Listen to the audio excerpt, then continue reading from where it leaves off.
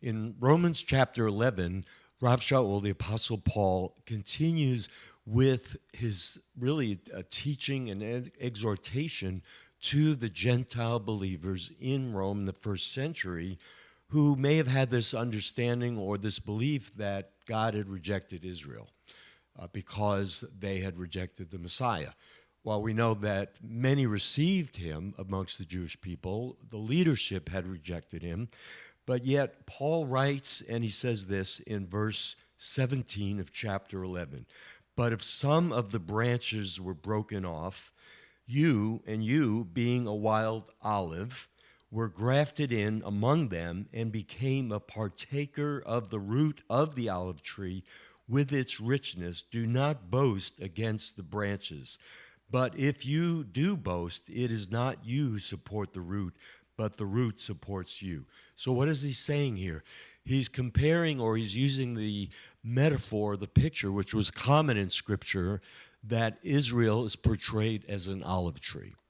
And he's saying that the branches of that olive tree were broken off. That represents the unbelieving Jews. And he's comparing the Gentiles who now believe as wild branches, and they're grafted back in. And he's saying that if you, being wild branches, which is more difficult to graft into a tree than natural branches, and if you, as wild branches, meaning Gentiles, are grafted into this tree of Israel, how much better or easier will it be that God is able to graft back the natural branches, meaning Jewish people who were in unbelief but could be grafted back in and would be grafted back in. And that is a picture of the body of Messiah, Jews and Gentiles, Jews being the actual natural branches and the Gentiles being the wild branches. If you're a Gentile believer in Jesus, you didn't know, but maybe you are a wild branch, right? But you've been grafted into the olive tree of Israel. And together, Jew and Gentile now form the body of Yeshua.